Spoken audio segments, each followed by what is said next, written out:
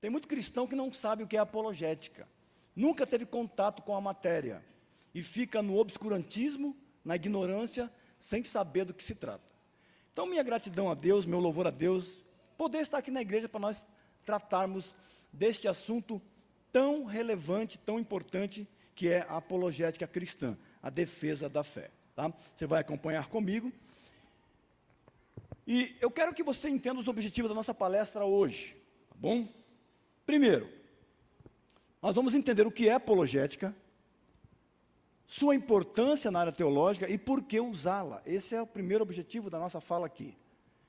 Em segundo lugar, nós vamos conhecer a heresiologia como um ramo da apologética e sua importância, as definições e o devido embasamento bíblico. E terceiro e último, nós vamos aprender como identificar uma seita. Então, esses são os objetivos da nossa palestra de hoje.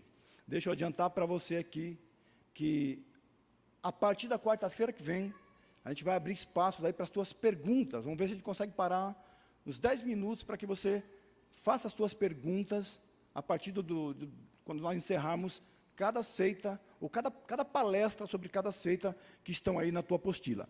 Nós vamos abordar 5 movimentos religiosos, 5 seitas. Nós vamos abordar Adventistas do Sétimo Dia, Testemunhas de Jeová, a Igreja de Jesus Cristo, dos Santos dos Últimos Dias, Mormonismo, ou a Igreja Mórmon.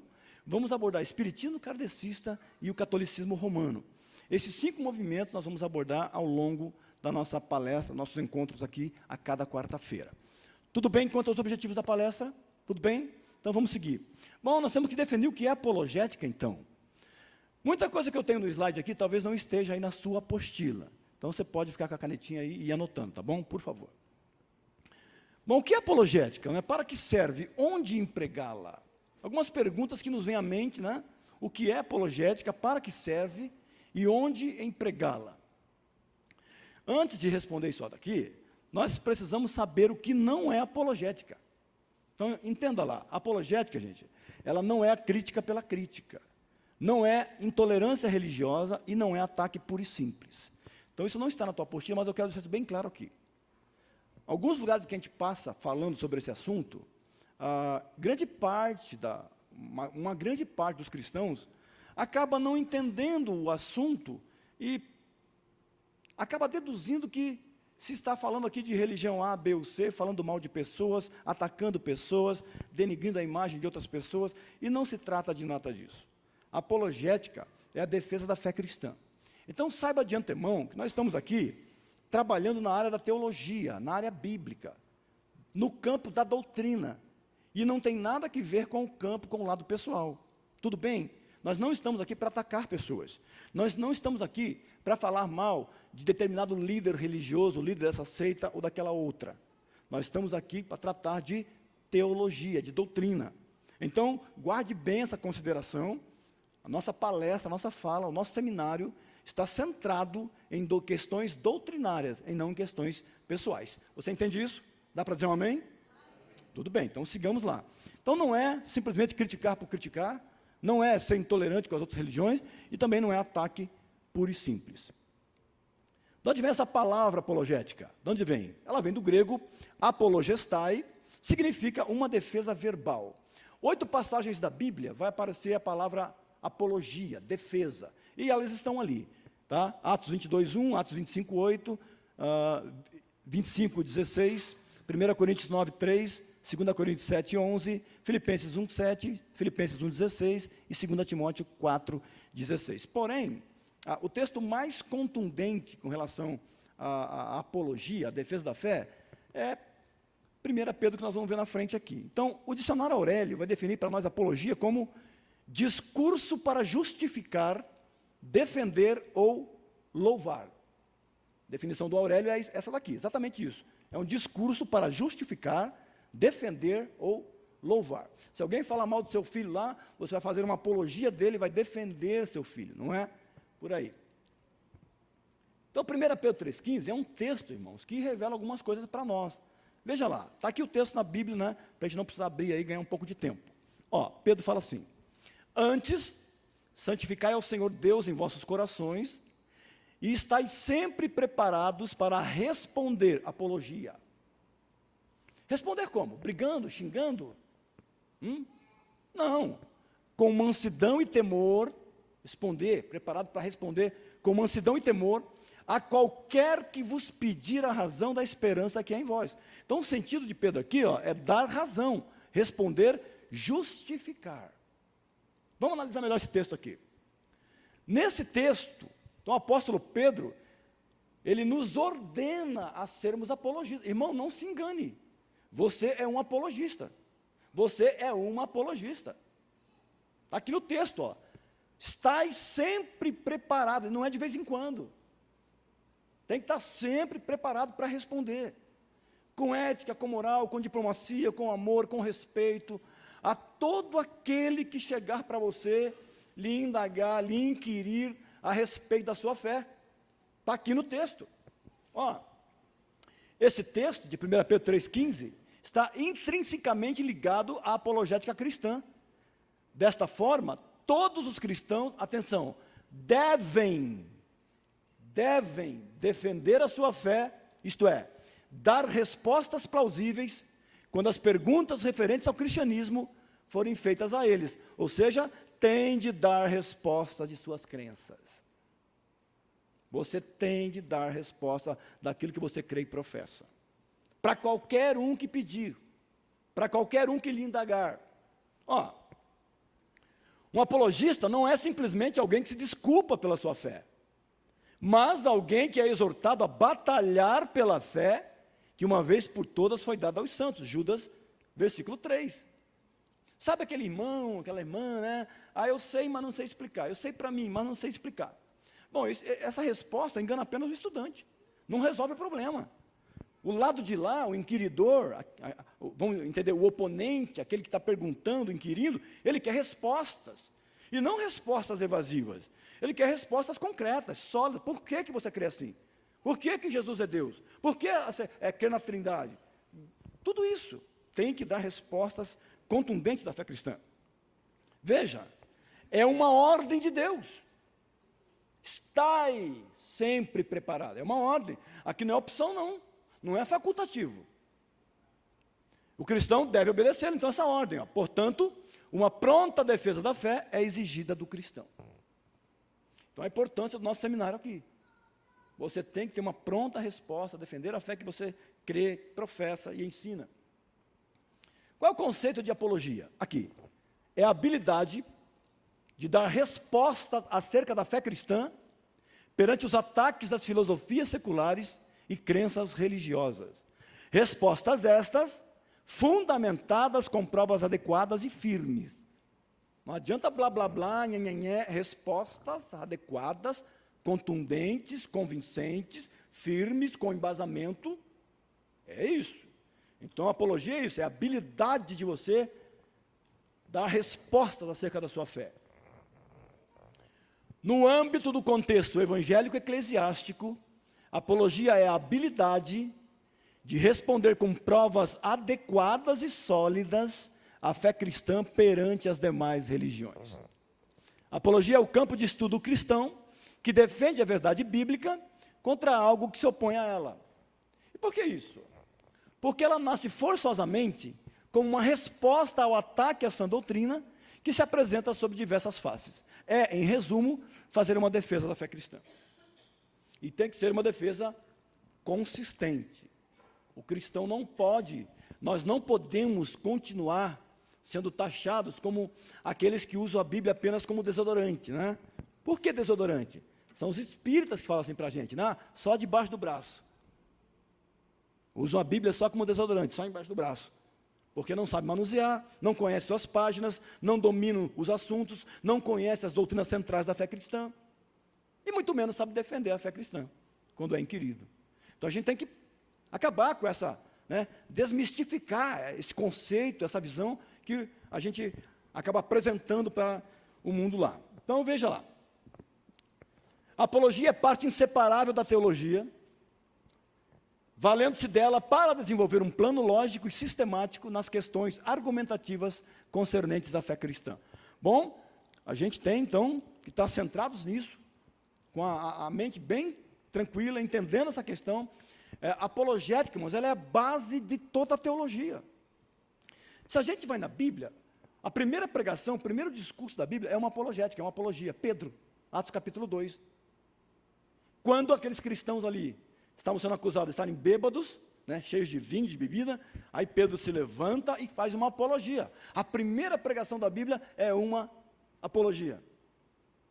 Então a gente precisa entender isso aqui, tá? Agora vem o problema de muitas pessoas que não gostam do assunto.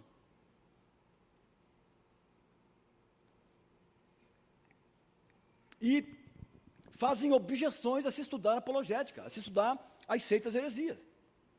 E eles falam, não gosto de falar de outras religiões, ficam indiferentes e falam que Jesus nos chamou para pregar o Evangelho. Irmão, temos que pregar o Evangelho. E a gente não fica falando de outras religiões aí, eu não gosto disso, fomos chamados para pregar o Evangelho. Mas olha só o que Paulo diz. Ele fala lá em Romanos 1,16 que ele não se envergonhava do Evangelho, porque é poder de Deus para a salvação de todo aquele que crê. O Evangelho é poder, eu não me envergonho do Evangelho não. Só que em Filipenses 1,16, ele vai dizer que foi chamado também para defender esse mesmo Evangelho que ele pregava. Eu fui posto para a defesa do Evangelho.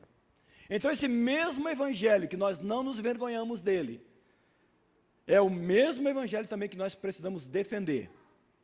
Então, irmãos, 40% hoje das testemunhas de Jeová são ex-membros de igrejas evangélicas, notadamente as pentecostais. Um grande número de pessoas que hoje são adventistas do sétimo dia eram ex-membros também de igrejas evangélicas, como essa aqui. E quando a gente estiver estudando esse assunto, por exemplo, dos adventistas, você vai ver que os argumentos não são tão simples assim para responder. Não é tão fácil assim.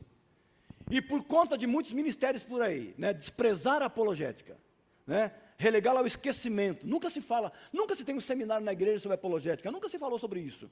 E aí os membros começam a deixar a igreja. Aí hoje são mormons, espíritas, testemunhas de Jeová, adventistas, e aí a gente fica, o que está acontecendo? Então, por isso a importância de nós tratarmos do assunto. Então, Paulo falou que ele foi chamado também para defender esse evangelho. Não apenas pregá-lo, mas defender também. Então, os ataques vêm as filosofias, temos aí dezenas de milhares de seitas espalhadas pelo mundo hoje, cada dia surge um modismo novo, uma heresia nova, nós temos que estar atentos. Engraçado que o principal argumento daqueles que não gostam do assunto, curioso, pasmem os senhores, o principal argumento vem da Bíblia, Mateus 7,1, olha lá. Jesus disse para não julgarmos, pois com a mesma medida que julgarmos, também seremos julgados. Quem somos nós para julgar? Mateus 7,1. Mas é curioso como é que as pessoas se valem da Bíblia para fazer objeção à apologética, ao estudo das seitas heresias. E aí eu pergunto a vocês, será que a Bíblia proíbe todo e qualquer julgamento? Será que nós não podemos julgar? Será que Mateus 7,1 é suficiente? Está proibindo para nós todo e qualquer julgamento? Veja, acompanhe comigo aqui. No versículo 15, do mesmo capítulo 7 de Mateus, Jesus arremata assim, ó: guardai-vos dos falsos profetas, que vêm a vós disfarçados em ovelhas, mas interiormente são lobos devoradores. Ora, o que você está vendo aqui? Está vendo a ovelhinha ali? Ó, que lindo, ó, o focinho dela, a orelhinha, a pele, olha ali, que linda. É uma ovelha? Olha, mas olha lá, ó, por trás, olha quem está lá, olha lá quem está lá, ó, olha o focinho do miserável, olha lá os olhos, olha os dentes dele.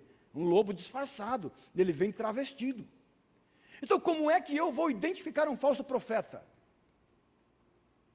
Como eu vou saber se aquele que está ali é um falso profeta? Então, eu preciso emitir um juízo sobre ele para classificá-lo como tal. Então, a Bíblia não proíbe todo e qualquer julgamento. Muito ao contrário, a Bíblia nos manda julgar. Ela nos manda julgar, nos autoriza a julgar. E nós fazemos julgamentos todos os dias. Acompanhe aqui, acompanhe comigo. Em Lucas 7,43, Bíblia na mão, está lá, ó, julgaste bem. Jesus está dizendo para nós julgarmos. Ó, vocês julgaram bem, julgaste bem. E ele continua: não julgueis segundo a aparência, mas julgai, ó, ordem, julgai segundo a reta justiça. Então Jesus está mandando nós julgarmos. A Bíblia não proíbe todo e qualquer julgamento. Ao contrário, a Bíblia nos manda julgar. Então como é que eu vou saber se é um falso profeta? Julgando ele, para classificá-lo como um falso profeta. Está percebendo? Então, qual é o juízo que a Bíblia proíbe? É o juízo temerário. É o juízo pela aparência, simplesmente. Olha lá. Não julgueis segundo a aparência. Esse juízo temerário, esse a Bíblia proíbe. Mas julgando segundo a reta justiça, tranquilo. Segundo o padrão da palavra de Deus, perfeito, pode julgar. Olha o que Paulo diz. 1 Coríntios 10, 15, Paulo relata assim, ó. Falo como a entendidos, julgai vós mesmos o que digo. Julguem. Não é proibido julgar. Pode julgar. A Bíblia está mandando. Paulo diz ainda, 1 Coríntios 2,15, o que é espiritual julga bem todas as coisas. Então, meus irmãos, Mateus 7,1 não é argumento, não é válido para dizer que nós não podemos julgar. Olha como a Bíblia nos ordena, nos autoriza a nós emitirmos um juízo bíblico, segundo a reta justiça, segundo o padrão das Escrituras. Esse juízo a Bíblia nos autoriza, e a gente tem que fazê-lo. Então não dá para fazer objeção apologética ao estudo sistemático das seitas e heresias, com base em Mateus 7,1, porque o contexto ali é bastante claro. Tudo bem? Sigamos então. Heresiologia. Então a heresiologia, vamos definir aqui rapidinho, é o ramo da apologética que estuda as heresias. Então nós estamos falando de apologética, defesa da fé, e vamos tratar especificamente da heresiologia, que é o ramo da apologética que estuda as heresias. E aí vem a primeira pergunta, o que é heresia? De onde vem essa palavra? Qual é o conceito dela? Qual é a origem dela? Vamos lá.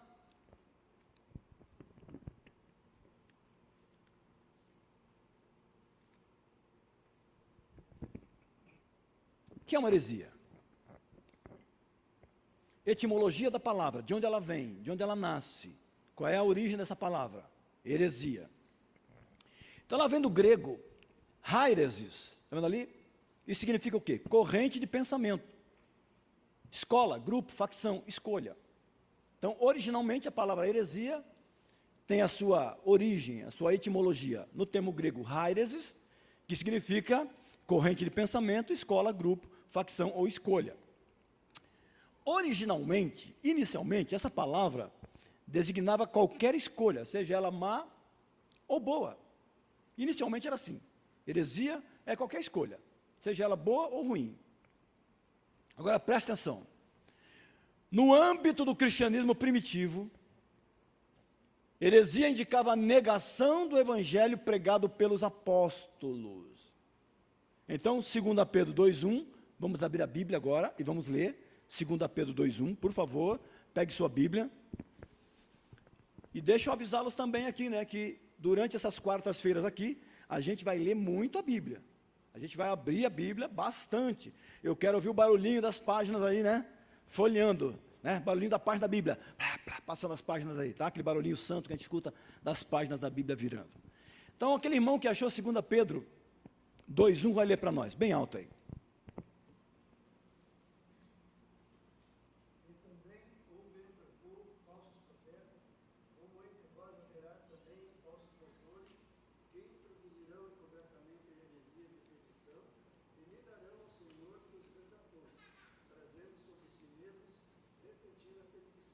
Muito obrigado, meu irmão. Veja, Pedro está dizendo que no futuro, ó, houve, como também haverá entre vós.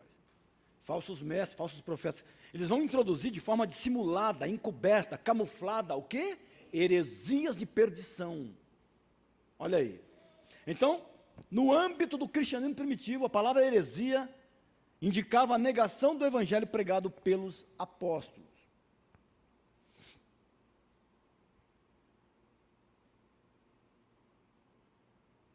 Falando teologicamente, o que é uma heresia?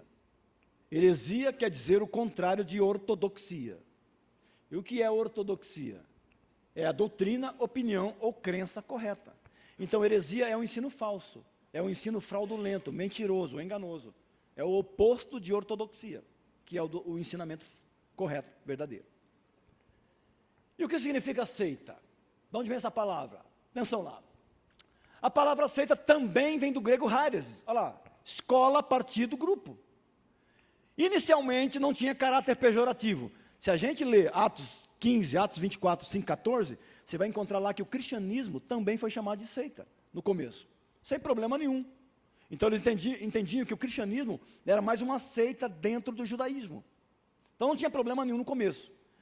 Posteriormente passou a ter um sentido negativo. Depois, aí Paulo vai elencar ali no capítulo 5 de Gálatas, a heresia, como obras da carne. Então, por efeito de semântica, a palavra tomou um sentido pejorativo negativo. Né? Por exemplo, a gente fala de, geralmente, a palavra igreja, né? A palavra eclesia lá no grego. Vamos à igreja. Então, a igreja, a palavra eclesia nunca quer dizer o templo, né? O edifício, o prédio. Mas, por efeito de semântica, ela passou a designar, então, o prédio onde a igreja se reúne. É o mesmo com a palavra seita. Então, ela passou, posteriormente, a ter um sentido mau, um sentido depreciativo. Atenção, pode também a palavra seita designar um subgrupo de indivíduos dentro de alguma religião organizada. Esse é o sentido positivo. Por exemplo, dentro do judaísmo tem algumas seitas, fariseus, saduceus. Dentro do islamismo tem xiitas, sunitas, sufistas, seitas, grupos menores dentro de uma religião maior. Então esse é o sentido positivo da palavra. Teologicamente falando, o que é uma seita? De forma teológica, é o quê? Seita quer dizer um grupo de pessoas reunidas em torno de uma interpretação particular da Bíblia, caracterizando-se por distorções do cristianismo ortodoxo no que diz respeito às doutrinas centrais da fé cristã. Então, seita é o grupo, seita é o movimento, é a organização, é a instituição, e são as pessoas. E heresias são o que eles ensinam. Difícil? Tranquilo, né? Seita é o grupo, seita é a organização, e heresia é o que eles ensinam, as suas ideias errôneas. Então vamos simplificar tudo aqui. Ó. Atenção para esse slide. Quando aplicada a uma doutrina, a palavra hairesis é definida como heresia, ou seja, uma crença falsa ou distorção da verdade, quando aplicada a um ensinamento, a um ensino, a uma doutrina. Então, hairesis se traduz por heresia. Quando aplicada a um grupo, é traduzida por seita. Olha que clareza ficou. Então, quando eu encontro a palavra hairesis, quando ela é aplicada para um ensinamento, para uma doutrina, eu traduzo ela por heresia. Mas quando ela é aplicada a um grupo, eu traduzo por seita. Talvez aqui fique melhor. Ó. O que é seita? É um grupo de pessoas que defendem, que ensinam uma ou mais heresia. E o que é heresia? A heresia é uma ou mais ideias errôneas acerca da palavra de Deus. Tudo bem? Aprendemos o que é seita? Aprendemos o que é heresia? Sem nenhuma dúvida? Podemos seguir? Então vamos seguir. E aí vem aquela turma que fala assim, mas irmão, não é errado nós discutirmos religião, política, futebol? Não é errado. Vamos explicar por quê. A resposta é um não, não é errado não.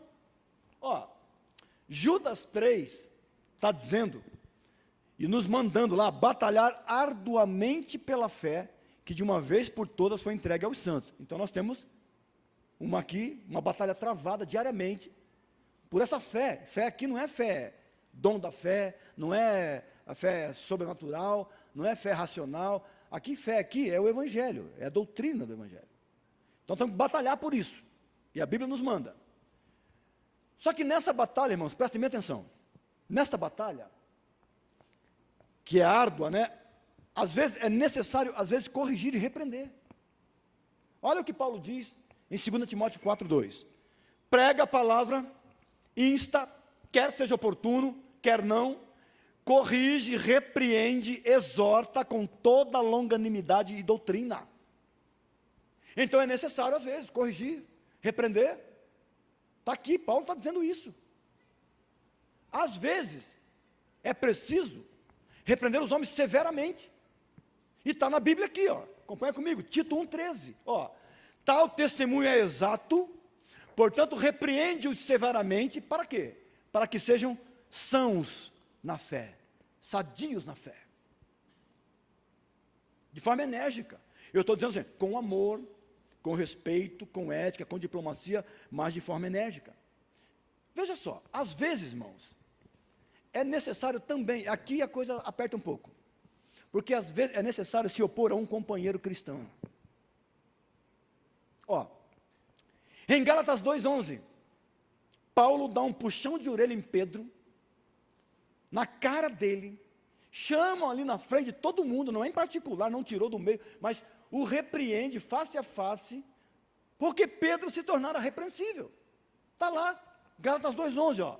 Quando, porém, Cefas veio a Antioquia, resisti-lhe face a face, porque se tornara repreensível. E por quê? Por que Paulo fez isso? Vamos ler até o 14 aí, pega a tua Bíblia aí, em Gálatas 2, e vamos ler até o versículo 14. Por que Paulo faz isso com Pedro?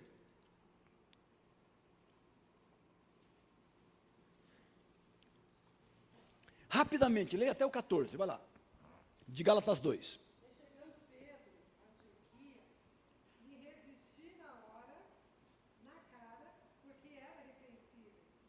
Porque antes que alguns tivessem chegado da parte de Tiago, comia com os gentios, mas depois que chegaram, se foi retirando e apartou deles, temendo o que eram da circuncisão. E os outros judeus também dissimulavam com ele, de maneira que até Barnabé se deixou levar pela sua dissimulação.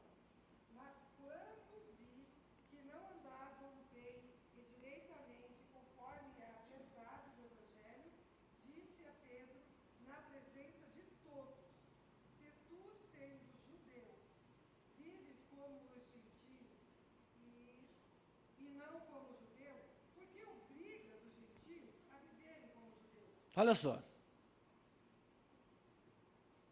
Paulo se depara com uma situação inusitada. Pedro está ali andando de forma incorreta com o Evangelho. Pedro tem uma postura, uma conduta equivocada e Paulo não evita. Paulo confronta e, gente, irmãos, tem momentos que nós precisamos tomar a atitude que Paulo tomou. Se Paulo não faz isso, o cristianismo que nós vemos hoje, se Paulo não faz isso, o cristianismo seria mais simplesmente uma seita, uma outra seita do judaísmo.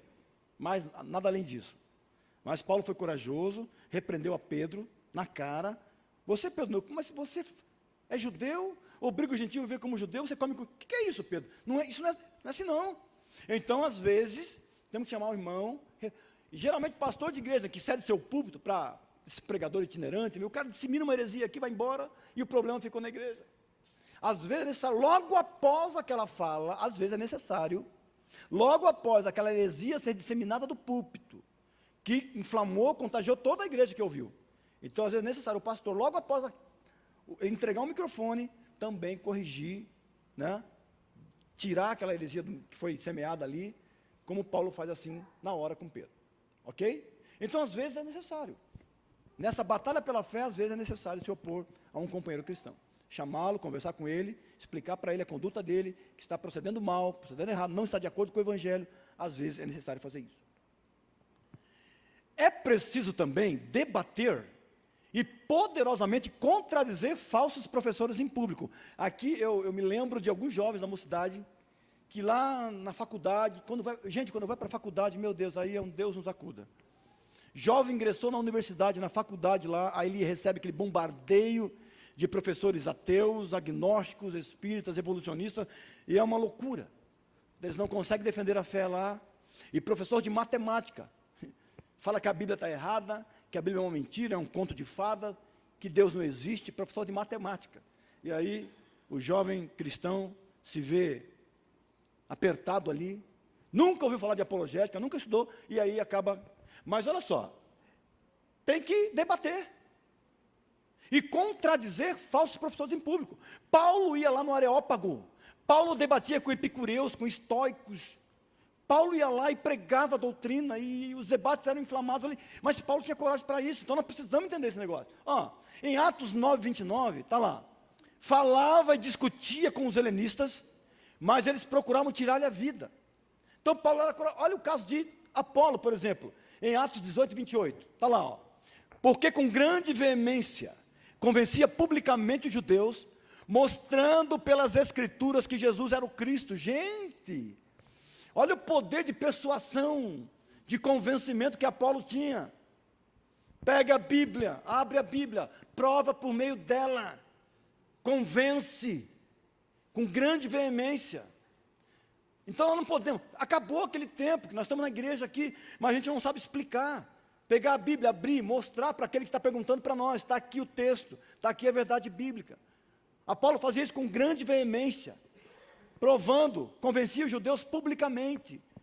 Então nós precisamos debater, gente. Não é brigar, não é xingar, sair, partir para vias de fato, não é nada disso. Mas é com argumentos sólidos, é fazer uma defesa da fé cristã, consistente, veemente. É isso.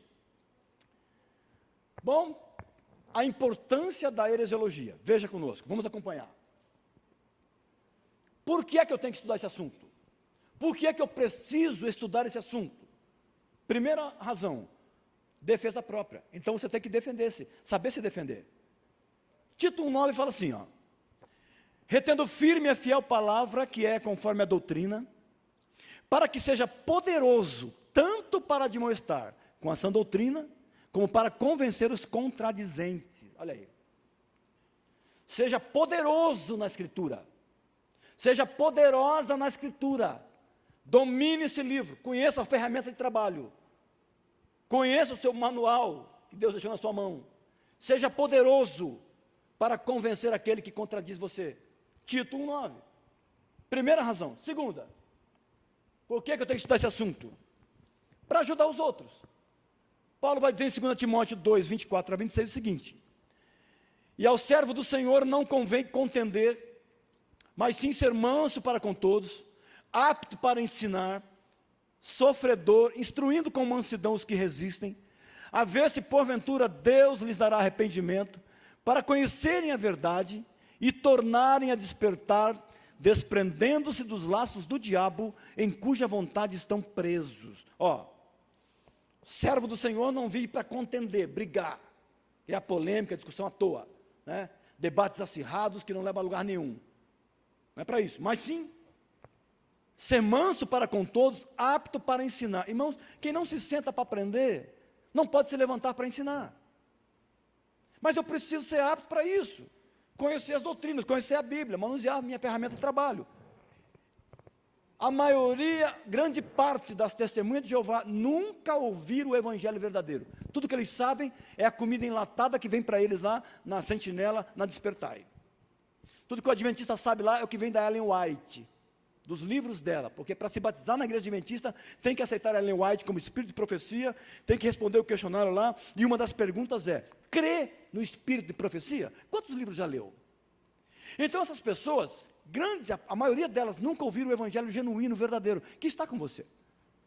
Então você tem que ser apto para ensinar e ajudar essas pessoas. E olha o que Paulo diz: para que elas conheçam a verdade, despertem, desprendendo-se dos laços do diabo em cuja vontade estão presos. Eu tenho certeza que se eu perguntar aqui, tem muitos de nós que temos membros, parentes na nossa família, que estão envolvidos com seitas. E nós precisamos ajudar essas pessoas. Outro argumento: proteção do rebanho. Essa palavra vai para a liderança da igreja aqui. Por que eu tenho que estudar esse assunto? Para proteger o rebanho. Olha o que Paulo vai dizer em Atos 20. Olhai, pois, por vós e por todo o rebanho, sobre que o Espírito Santo vos constituiu bispos, para apacentardes a igreja de Deus, que ele resgatou com seu próprio sangue. Porque eu sei isto, que depois da minha partida, entrarão no meio de vós lobos cruéis, que não perdoarão o rebanho, e que dentre vós mesmos se levantarão homens que falarão coisas perversas, para atrair os discípulos após si. Olha, Paulo está se despedindo dos anciãos ali de Mileto, ele sabe que não mais vai vê-los. Paulo está se despedindo deles, e deixa um alerta para eles. Fala assim, olhem por vocês, por vós. E olhem também pelo rebanho que o Senhor colocou na mão de vocês. Porque eu sei que depois da minha partida, vai penetrar no meio de vocês lobos cruéis, lobos vorazes, que não perdoarão o rebanho, que não pouparão o rebanho. Paulo fala de uma apostasia de fora. E aí ele continua dizendo, e que dentre vós mesmos, olha aí, uma apostasia de dentro. Dentre vós mesmos se levantarão homens perversos, que falarão coisas perversas para atrair os discípulos. Irmão, já viu aquele crente hoje assembleiano? Ele fala, olha irmão, a Assembleia de Deus é uma igreja muito boa. Estou aqui já. O único problema da Assembleia de Deus é o batismo. Porque batiza em nome de 3 deuses, né? E só tem um, que é Jesus. O único problema é isso daí, mas a igreja é boa. Ó, ele é unicista. Ele nega a doutrina bíblica da Trindade. Está semeando coisas perversas no meio do povo. Outros, irmãos, eu gosto também da Assembleia de Deus, mas eu ainda creio que há possibilidade de salvação na vida pós-mortem. Opa! Ele crê em reencarnação. Ele está aqui. Então, Paulo está alertando os líderes, Paulo está alertando os presbíteros, pastores, os bispos da igreja, sobre quem o Senhor confiou o rebanho. Então, por que é que eu tenho que estudar esse assunto, irmão? Para proteger o rebanho. O que mais? Defesa do Evangelho. Judas 3, que nós já lemos. Amados, enquanto eu empregava toda a diligência para escrever-vos acerca da salvação que nos... Acerca da salvação que nos é comum, senti a necessidade de vos escrever, exortando-vos a pelejar pela fé, que de uma vez para sempre foi entregue aos santos. Veja, Judas estava lá com a sua pena, e ele ia fazer um tratado acerca da salvação que nos é comum, e escrever acerca do Evangelho. Mas no meio da sua escrita, o Espírito Santo muda a direção da sua escrita e fala assim, eu senti a necessidade de escrever para vocês, exortando-vos a pelejar, a batalhar pela fé. Gente, essa batalha é diária. Nós nos deparamos hoje com ataques à fé cristã, com várias seitas, segmentos religiosos, não é? Nós temos uma onda hoje de apostolado, hoje está cheio de apóstolos por aí. A gente tem uma palestra específica sobre isso, para provar que hoje não existem apóstolos hoje. Então, surgem modismos, heresias, coisas que no meio da igreja nós temos que defender o evangelho genuíno.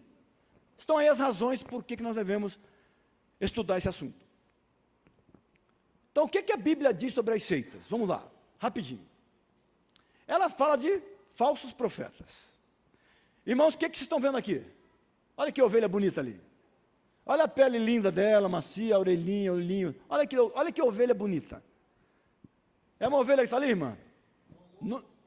Um lobo disfarçado. Olha lá dentro o miserável, lá, gente. Olha lá, o focinho dele, os olhos, olha ali. Disfarçado. E Jesus falou, em Mateus 7, guardai-vos os falsos profetas, que vêm a vós disfarçados em ovelhas, mas interiormente são lobos devoradores. Igualmente hão de surgir muitos falsos profetas, enganarão a muitos. Olha aí, a Bíblia fala de falsos profetas. Ela fala também de falsos cristos. Cristo, olha ali, está vendo aquele ali? Conhece esse homem? Porque hão de surgir falsos cristos, e farão sinais e prodígios para enganar, se possível, até os escolhidos. Esse aqui é o Henri Cristo, o Yuri Thaís, um catarinense aqui de Indaial, com quem eu já tive alguns debates. Veja, ele ali tinha o seu reduto, ali, a sua fazenda ali na floresta, né, próximo a Paranaguá ali, na entrada de Paranaguá.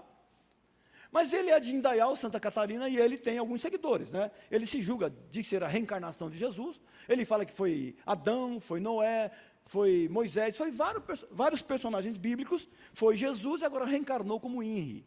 Não é? Curioso que as pessoas seguem esse homem. Ele é um falso Cristo, mas as pessoas não entendem assim. E aí nós temos uma palestra específica que eu falo sobre as seitas e o controle mental. Como que as seitas arregimentam pessoas? Como que elas agrupam pessoas? É por um método, por uma mensagem? Como é isso? Como é que uma pessoa é mantida em uma seita? Então você está vendo ali as Henricretes? Estão vendo ali as Henricretes?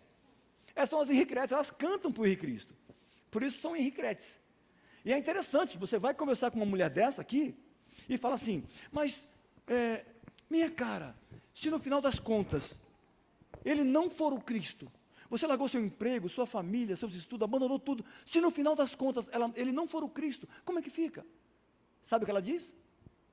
Não há essa possibilidade, ele é o Cristo. A lavagem cerebral é tão grande, é tão forte, que ela responde assim. abandonou tudo para seguir esse homem. E ela responde assim: não há esta possibilidade, ele é. Elas creem veementemente, piamente, que esse homem é Jesus Cristo reencarnado.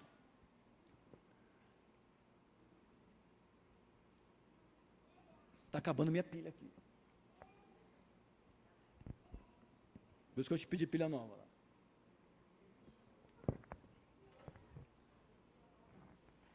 Esse aqui, lá na Sibéria, é o Sergei Torop. Ele também diz ser Jesus. Olha lá quantas pessoas seguem esse homem, ó. Olha a bateria de gente lá, tá vendo? Então tem um falso Cristo também lá na Sibéria, é esse senhor aí, ó. Olha o cabelo dele, olha, geralmente eles se vestem dessa maneira, né? Essas túnicas talares, de uma peça só. Ó, esse aqui é o David Shapler, lá na Inglaterra, também diz ser Jesus. Gosta de fumar um cigarrinho de maconha e tem também centenas de seguidores. Então, falsos cristos por aí, gente, tem bastante aparecendo. Jesus falou disso. Esse aqui é o José Luiz de Jesus Miranda, da Igreja Internacional Crescendo em Graça. Então, o Ministério Internacional Crescendo em Graça. Ó, eles fizeram do número 666 o número de bênção. E eles tatuam a foto desse homem, o número 666 no pescoço, no braço, na mão, na testa. Veja, essa senhora ali tatuou no braço a foto dele, com o 666, aquele rapaz ali no pescoço, ali no pulso. Olha, essa senhora aqui, curioso, senhora aqui no alto, aqui, ó, ela tatuou na testa e na mão direita o 666. E ela foi num programa de entrevista, né, curioso, e a pessoa olha assim, puxa, curioso, né, e a Bíblia diz exatamente que a marca da besta, né, o número da besta, ficaria ou na mão direita ou na testa. E ela tatuou exatamente na testa e na mão direita. Perceba ali. Crianças também, e você vê que seguidores de seitas, adeptos de seitas, seguem piamente um líder religioso. Bom, ele já morreu, como morreu o reverendo Moon e outros, né? A Bíblia também fala de falsos apóstolos. Olha aí, 2 Coríntios 11:13. Pois os tais são falsos apóstolos, obreiros fraudulentos, disfarçando-se em apóstolos de Cristo. Eu perdi as contas do número de apóstolos que tem hoje aqui no Brasil. Eu digo no Brasil, porque por ser tem um monte também. E a pergunta é, existem apóstolos hoje? A gente tem uma palestra específica sobre esse assunto. Específica, para provar biblicamente que apóstolos foram os 12, Paulo e encerrou.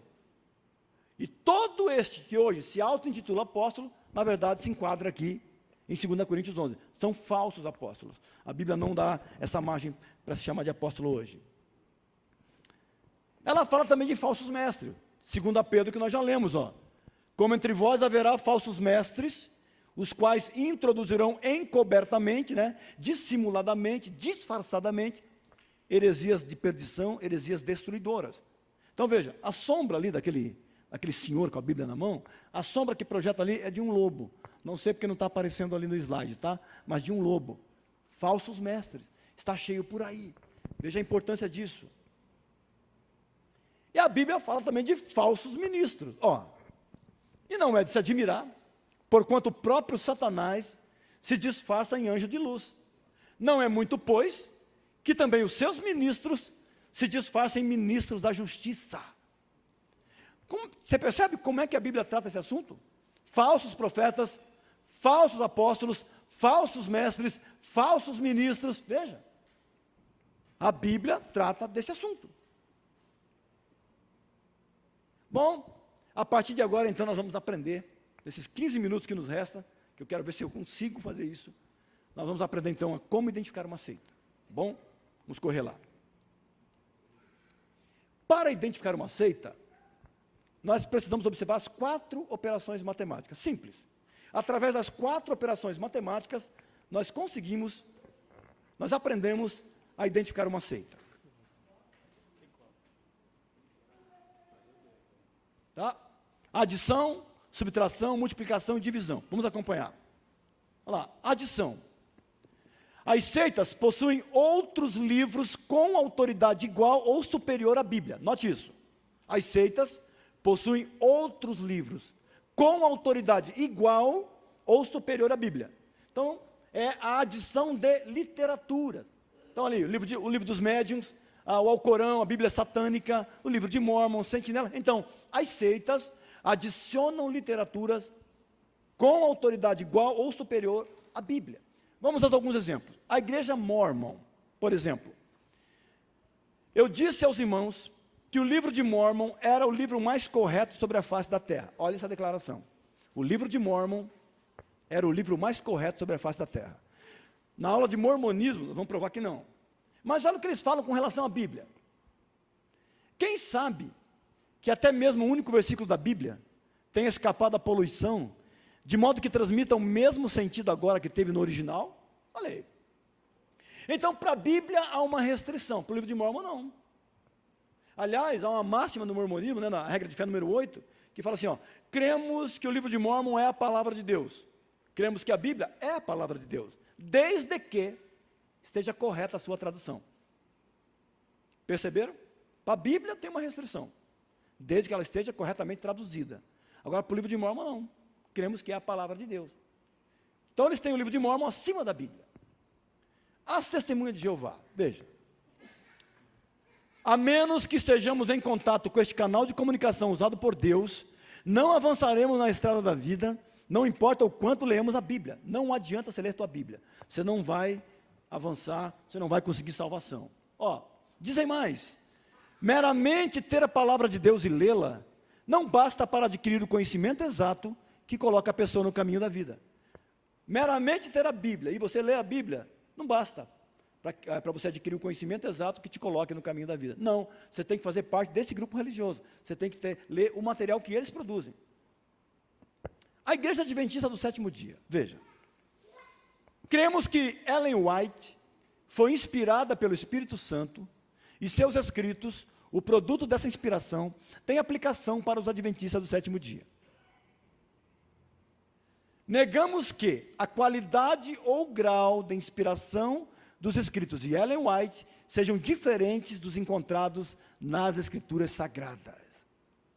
Então, se você pega a Bíblia Sagrada, pega os livros da Ellen White, e você coloca lado a lado, qual é o mais inspirado? Não, igual, os dois são iguaizinhos, tem a mesma inspiração. Vai tirar a oferta? Tá bom. Pai, nós te louvamos pelos teus servos que irão contribuir com a tua obra nesse momento, Senhor. Continua com as tuas mãos estendidas, dando vitória, dando graça. Oramos em nome do Senhor Jesus. Amém. Amém. A Igreja Católica Apostólica Romana, veja. A Igreja não tira sua certeza a respeito de todas as coisas reveladas só da Sagrada Escritura. Por isso, ambas, Escritura e tradição, devem ser recebidas e veneradas com igual afeto e piedade. Opa! Então a Bíblia não é suficiente para o católico romano. Tem que ter a Bíblia e a tradição. Os espíritas. Nem a Bíblia prova coisa nenhuma, nem temos a Bíblia como probante. O espiritismo não é um ramo do cristianismo, como as demais seitas chamadas cristãs. Não assenta os seus princípios nas Escrituras, não rodopia junto à Bíblia, mas a nossa base é o ensino dos espíritos, daí o nome espiritismo. Veja. Bom, resposta bíblica para essa adição de literaturas. Paulo vai dizer em Gálatas 1, 7 e 8 que há alguns que vos perturbam e querem perverter o evangelho de Cristo. Mas ainda que nós mesmos, ou um anjo do céu, não é anjo do inferno. Paulo fala, um anjo do céu, vos pregasse outro evangelho, além do que já vos pregamos, seja anátema, seja maldito, seja condenado, seja rejeitado. Vou pular aqui. Vamos para a subtração.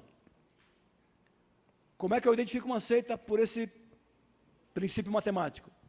As seitas subtraem de Jesus sua humanidade, ou a sua divindade, ou a sua personalidade, ou a sua santidade. Tira alguma coisa do Senhor Jesus. Então vamos lá. Adventista do sétimo dia. Subtrai de Jesus a sua santidade. Eles creem em Jesus com uma natureza pecaminosa. Olha essa declaração aqui, ó. Em sua humanidade, Cristo participou de nossa natureza pecaminosa caída. De sua parte humana, Cristo herdou exatamente o que herda todo filho de Adão, uma natureza pecaminosa. Gente, isso aqui é uma blasfêmia sem tamanho. Todo mundo conhece a igreja adventista só pela questão do sábado, mas olha a cristologia deles. Então Jesus herdou, exatamente como nós, uma natureza pecaminosa, caída, olha aí. Poucos conhecem o adventismo olhando a sua cristologia.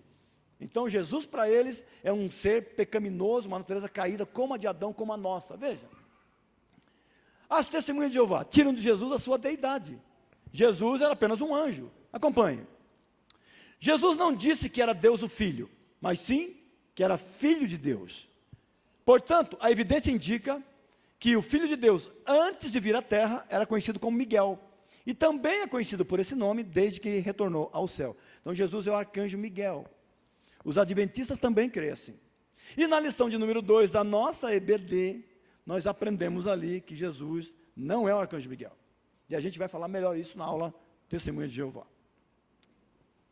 A Legião da Boa Vontade, ele subtrai de Jesus a sua humanidade, dizendo que Jesus não se fez carne. Olha o que o Alziro Zarur diz. Jesus não poderia nem deveria, conforme as imutáveis leis da natureza, revestir o corpo material do homem, do nosso planeta, corpo de lama, incompatível com sua natureza espiritual, mas um corpo fluídico. Agora, o mundo inteiro pode compreender que Jesus, o Cristo de Deus, não é Deus, nem jamais afirmou que fosse Deus. Então tem muito crente que contribui com a LBV, né? Recebe a ligação lá e dá a sua oferta. Gente, é uma entidade espírita. Você não pode, eles negam a encarnação de Cristo, igual os gnósticos da época de João, do primeiro século lá, negam a encarnação de Jesus.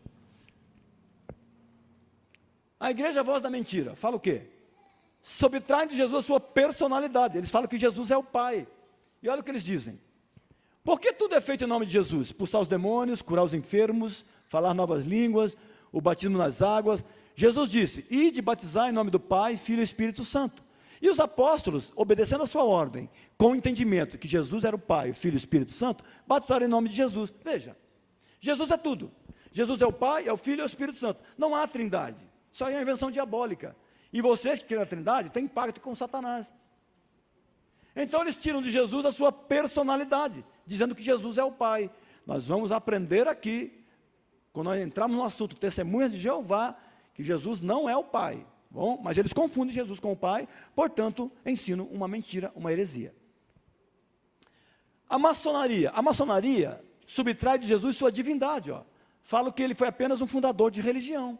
Então, Jesus é visto simplesmente como mais um fundador de religião, ao lado de personalidades mitológicas, ocultistas ou religiosas, tais como Orfeu, Hermes, Krishna, Maomé, né, entre outros. Jesus é apenas um fundador de religião para os maçons. Para os espíritas, então eles tiram de Jesus sua divindade, falam que Jesus foi apenas um médium. E lá na palestra de espiritismo a gente vai rechaçar isso aqui. Então, segundo definição dada por um espírito, ele era médium de Deus. Isso está no livro A Gênese, página 311. Resposta bíblica para isso aí, é um outro Jesus. Então, Paulo diz lá em 2 Coríntios 11:4, porque se alguém vem e vos prega um outro Jesus que nós não temos pregado, ou se recebeis outro espírito que não recebestes, ou outro evangelho que não abraçaste, de moamente o suportais. Veja quanto outro Paulo fala aqui, outro Jesus, outro espírito, outro evangelho. Tome cuidado com esses outros aí. Bom, eu vou pular aqui que eu não tenho mais tempo, tá bom? Essas respostas depois eu vou dar nas palestras que a gente vai fazer nas próximas quartas. Multiplicação. Então as seitas multiplicam interpretações a respeito da Bíblia. Deixa eu correr. Espiritismo. Multiplica interpretações. Jesus ensinou que há outros mundos. Veja, a reencarnação fazia parte dos dogmas judaicos sob o nome de ressurreição. Kardec diz isso. Nós vamos ver na aula de Espiritismo que ressurreição não tem nada a ver com reencarnação. Ressurreição é bíblica, regeneração é bíblico, mas reencarnação jamais não existe. Aceite ou não é? Masaharu Taniguchi, esse simpático japonesinho aqui, fala o seguinte, que não existe pecado, que Jesus é ineficaz. Olha lá, se o pecado existisse realmente, nem os Budas todos do universo conseguiriam extingui-lo, nem mesmo a cruz de Jesus Cristo conseguiria extingui-lo. Então lá na Aceite ou não é, não há pecado, não há doença, não há dor, não há nada, não existe nada. Tudo é ilusão da mente. Aquela mulher que se sente feia, né? Eles falam assim, ó, vai na frente do espelho, e chega na frente do espelho e fala assim, ó, eu sou bela, até quebrar o espelho. Né? Não existe nada lá, tá bom? A voz da pedra angular, quem conhece essa seita aqui? Do senhor William Soto Santiago. Então eles dizem que esse homem aqui é o anjo lá de Apocalipse 2,16. Então, como podemos ver, essa não é uma obra humana, é uma obra divina, prometida por Deus, para ser realizada neste tempo, e está sendo realizada. Mas, para realizar esta obra, ele, Deus, tem de ter um homem, um profeta, e este é o anjo do Senhor Jesus Cristo, prometido no Apocalipse 2,16, olha lá, eles acham que este homem é o anjo do Apocalipse 2,16, que Jesus ia enviar para as igrejas, William Soto Santiago, conhece esse homem aqui? Ele está em grandes eventos internacionais, importantes da sociedade por aí. Então é uma seita unicista, chamada de voz da pedra angular. Não crê na trindade, então é uma seita herética também. Eu vou pular New Life Mission aqui, do Paul Young. Testemunhas de Yehoshua, vocês conhecem? Testemunhas de Yehoshua, vocês conhecem? Aqui em Curitiba é forte. Então olha lá como é que se vestem lá, né? Com barba, aquelas roupas, até as crianças, ó, aquelas roupas, aquelas túnicas longas, né? Eles falam que Jesus, o nome Jesus é o nome da besta do Apocalipse. Então não pronuncie esse nome, porque é um nome de blasfêmia. Olha lá, a matemática que nos proporciona o nome Jesus Cristo, Filho de Deus, em algarismo romanos, partindo do idioma latim, é estarrecedora. Resulta no famigerado número 666 de revelação. Então você não pode pronunciar essa palavra Jesus, porque você está incorrendo lá no número 666 de Apocalipse, o número da besta. Olha que absurdo, né? Adventista do sétimo dia. Então eles falam que a guarda do sábado implica, resulta em salvação. Então se você não guarda o sábado, você não está salvo. Você guarda o domingo, você vai receber a marca da besta. Porque domingo em inglês é Sunday, dia do sol. E você guarda o domingo. O Papa mudou a lei de Deus, do sábado para o domingo. E você é um pagão, então não se engane. A partir da quarta que vem, nós vamos falar desse grupo aqui. E a gente vai ver como essa mulher foi uma falsa profetisa. Ó, santificar o sábado ao Senhor importa em salvação eterna. Implica, resulta em salvação eterna. Para o adventista, o sábado é o cavalo de batalha deles. A gente vai estudar isso aqui. Mormonismo. Então eles falam que Joseph Smith é corredentor ao lado de Jesus. Olha que interessante. Nenhum homem ou mulher nesta dispensação entrará no reino celestial de Deus sem o consentimento de Joseph Smith. Então você tem que ter a permissão dele, o consentimento dele para você entrar no reino celestial. Eu coloquei a foto dos profetas mormons, né? Que a gente vai falar deles na palestra de mormonismo. A Igreja da Unificação do Reverendo Moon, esse também já morreu aos 92 anos de idade. Ele fala que o sacrifício de Jesus na cruz não traz salvação. E aqui ele está sendo irônico. Veja, ele fala assim, ó, como tem sido vasto o número de cristãos durante os 2000 anos de história cristã que tinham plena confiança de terem sido completamente salvos pelo sangue da crucificação de Jesus. Veja, em outras palavras, oh idiotas, imbecis, tolos, crendo há 2000 anos, nada disso é verdade. Ele fala assim, bom, se nós estudar essa seita aqui, você vai ver os absurdos que aconteciam nessa seita do Reverendo Moon. Testemunha de Jeová diz o seguinte, é que o homem deve trabalhar para ser salvo. Olha lá, trabalhamos arduamente com o fim de obter nossa própria salvação. Somos salvos por mais do que apenas crer na mensagem do reino de Deus, de todo o nosso coração. Também temos de declarar publicamente essa mensagem do reino a outros, para que estes também possam ser salvos para o novo mundo de Deus. Por isso estão sempre, se eu perguntar aqui, na aula de Testemunho de Jeová, costumo perguntar o seguinte, quem ainda não recebeu a visita de Testemunho de Jeová na sua porta? Quem ainda não recebeu? Porque todos receberam, difícil que não tenha. Né? Eles têm que fazer isso. Se não fizerem isso, serão rebaixados à classe de maus servos, sofrerão a ira de Jeová no Armagedon, então tem que trabalhar por sua própria salvação. Bom, vou pular aqui. Divisão. Perdi o tempo, mas eu vou correr aqui. Só voltar aqui, desculpa ali. Então as seitas dividem a salvação pela fé com as obras e com as suas organizações. Vamos rapidinho alguns exemplos. Espiritismo. Divide a salvação com seus próprios esforços. Está lá. Não, a missão de Cristo não era resgatar com o seu sangue os crimes da humanidade. O sangue mesmo de um Deus não seria capaz de resgatar ninguém. Cada qual deve resgatar-se a si mesmo, resgatar-se da ignorância e do mal. É o que os espíritas aos milhares afirmam em todos os pontos do mundo. Então o sangue de Jesus não é eficaz, não traz salvação, cada um se salva por si só. Como? Através das sucessivas reencarnações.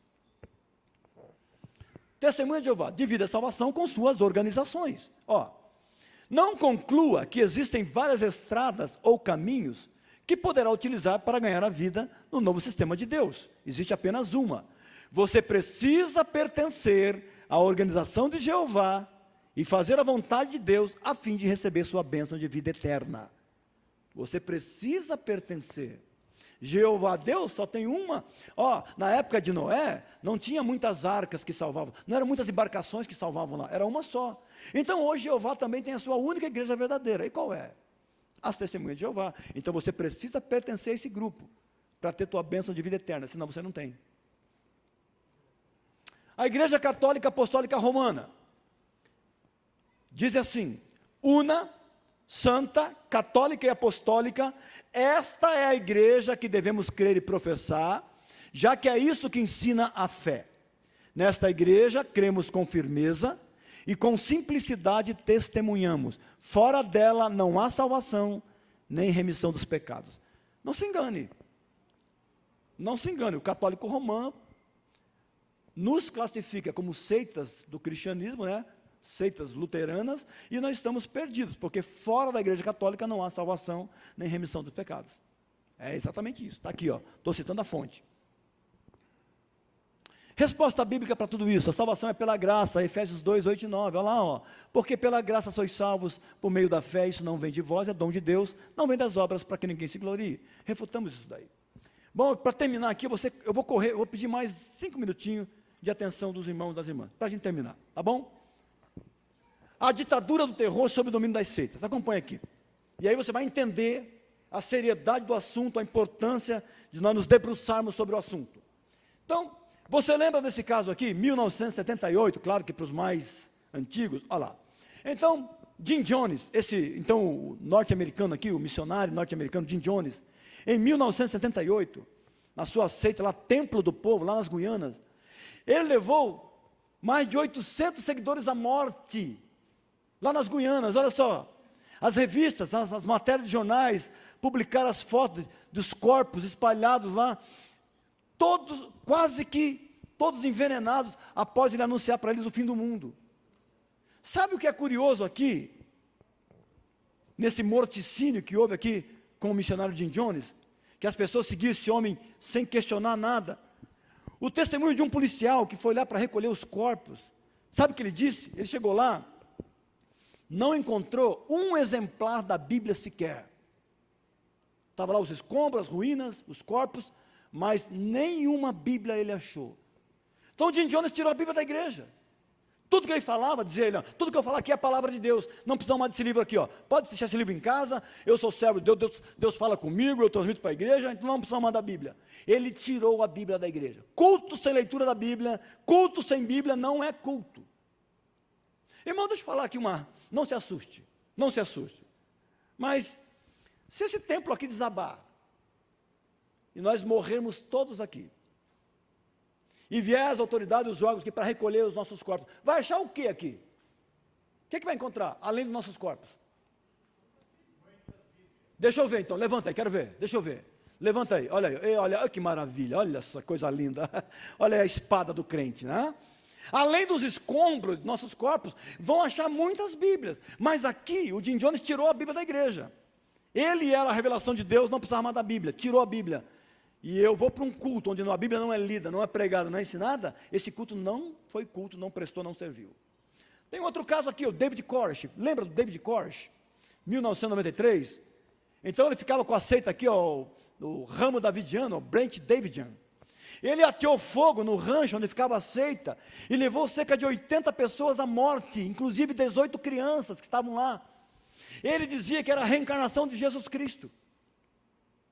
Então essa palestra, por que uma pessoa é mantida numa seita? Como é que uma pessoa aceita piamente as palavras de um líder carismático? E aí naquela palestra de como as seitas controlam a mente das pessoas, a gente mostra como é que é o perfil de um líder de seita. Ele é carismático, dotado de um dom sobrenatural, que atrai as pessoas. Mas como é que as pessoas perdem o senso crítico e seguem um homem, um líder religioso, cegamente? Veja, As tragédias estão aí. Marshall Applewhite, em 1997, o nome da seita, Heaven's Gate, Portão do Céu, 40 pessoas se suicidaram, quando esse homem dizia que eles precisavam deixar o envoltório corporal corrupto, sujo, e através do suicídio, e naquela época, dizia ele, que na cauda do cometa Halley-Bopp, que passava pela Terra, ia uma nave espacial extraterrestre, que os conduziria para o seu destino, para uma nova dimensão. 40 pessoas se suicidaram.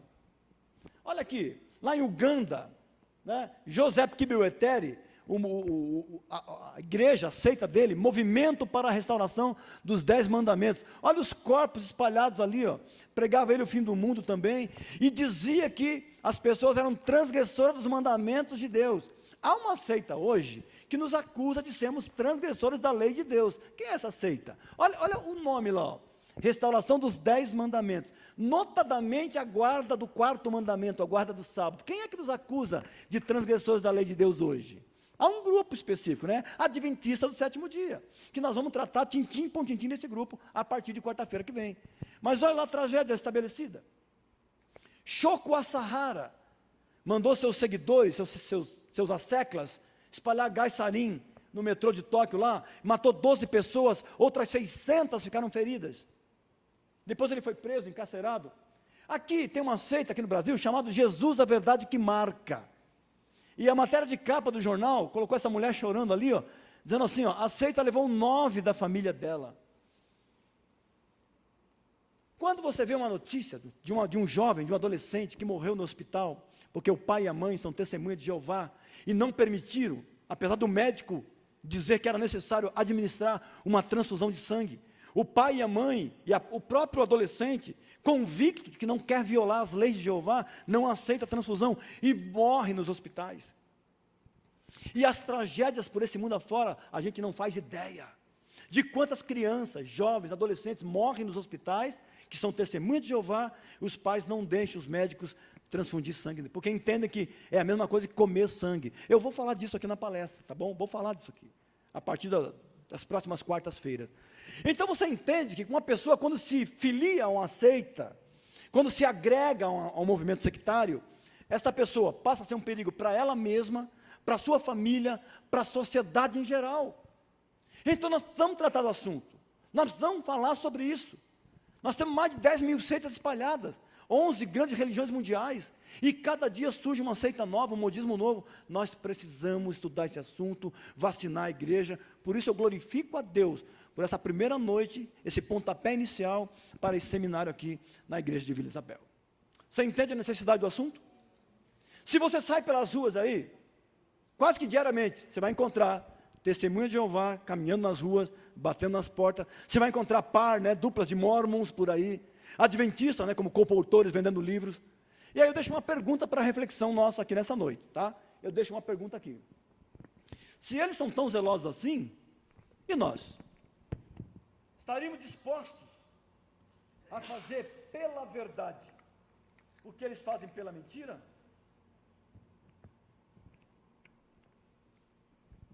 Fica essa pergunta para você responder para você, para reflexão, para esse primeiro momento nosso aqui, para a abertura do nosso seminário. A partir de quarta-feira que vem, nosso tema será Adventistas do 7º dia. Temos que guardar o sábado? O que é juízo investigativo? Satanás é salvador junto com Jesus? A alma morre com o corpo? Será que depois da morte física, o corpo está na sepultura, mas está em letargia, em sono profundo? Está inconsciente? O que é o estado intermediário? Tudo isso vamos falar sobre Adventistas do 7º dia. E notadamente depois, claro, com mais ênfase, a guarda do sábado. Diga, reverendo Elmo.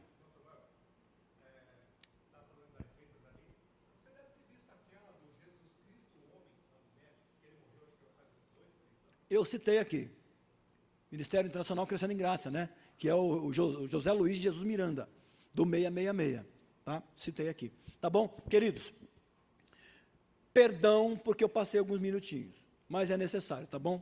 Eu sei, se dependesse de mim e de vocês, nós ficaríamos aqui até meia-noite, tenho certeza disso, mas quarta-feira que vem, essa é uma palestra de abertura, para a gente entender a necessidade, o que é apologética, aprendemos de onde vem essa palavra, o que é heresia, o que é seita, a necessidade de estudar esse assunto.